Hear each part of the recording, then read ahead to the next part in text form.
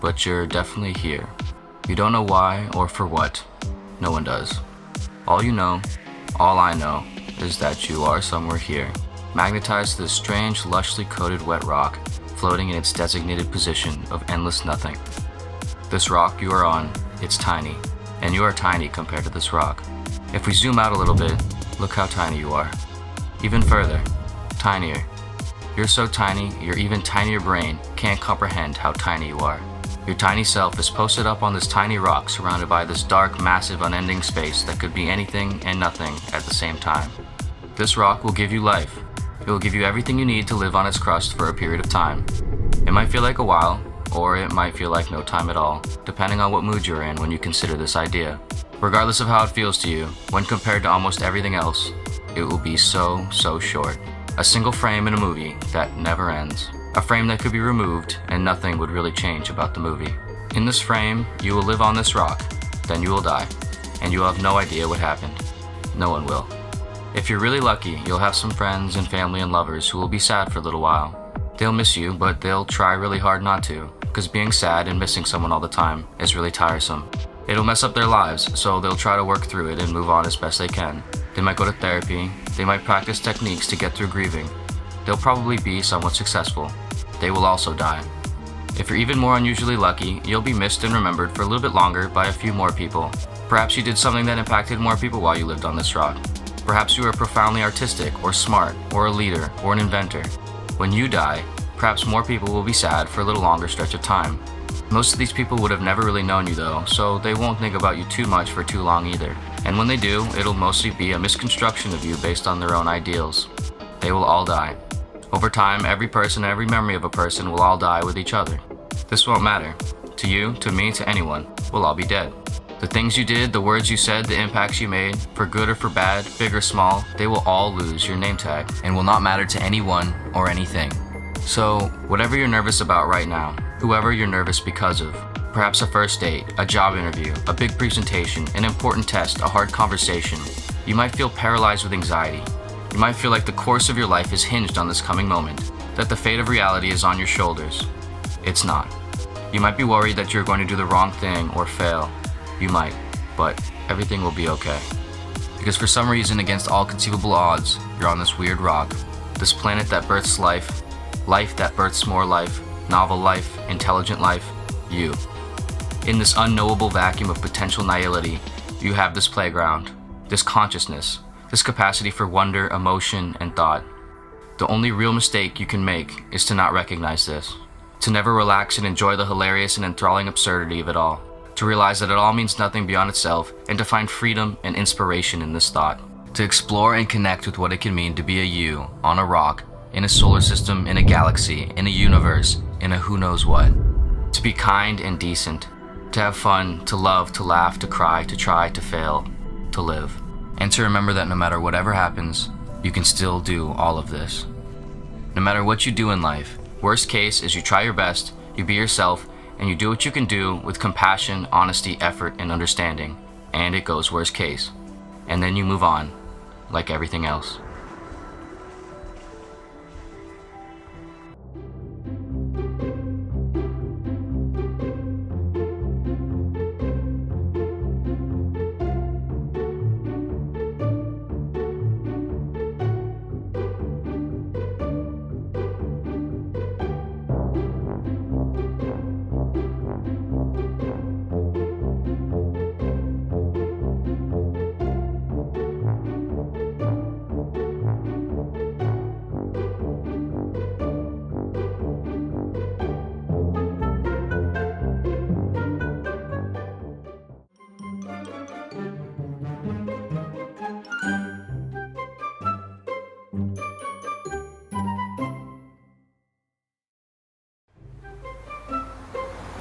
A lot of people say, oh, I just want to sort of, they're kind of dabbling in the idea of improving themselves. And the real way to do it is you got to write down what the fuck you want and then go after it. If you decide, I'm going to get down to bang, I'm going to do this, I'm going to run a marathon in less than 5 hours, I'm going to, whatever the fuck it is, you got to write that shit down and go for it.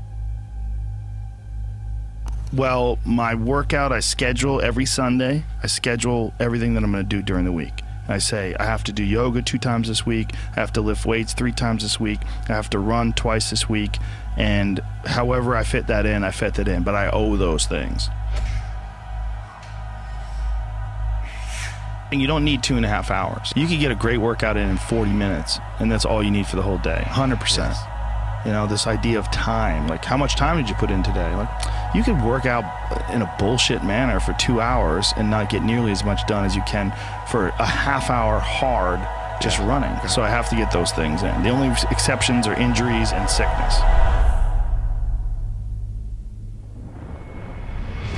I do everything that I can to put my body and my brain in a good place so that I'm keeping my engine smooth. I'm changing my oil. I'm changing my spark plugs. I'm making sure that it's operating. I mean, it's not going to be perfect, but I know that I've done my best to keep it working the best that it can. There's consequences that you pay to constantly seeking comfort and avoiding discomfort and avoiding hard work. And those consequences are you're never going to feel self-realized. You're never going to feel like you accomplished anything. You're never going to have this feeling of understanding that difficulty and struggle and the ability to push through that is a muscle, and you develop that muscle by doing it. And once you do, you develop a lot of self-satisfaction, and you develop peace of mind, and you understand that you can overcome obstacles. If you don't have to overcome obstacles, you never know whether or not you can. Unless you are faced with actual adversity, you don't understand how you're going to feel and how you're going to react when you overcome that adversity. Things that are difficult, when you do these difficult things, you're stressing your mind, or I should say, don't even stressing your mind, exercising your mind and exercising your body's ability to manage intense situations. It's hard. It's very difficult. It's very testing. And in doing so, you lessen the stress of regular life. The more stressful situations that I experience, the more I understand what they are and the more I can relax.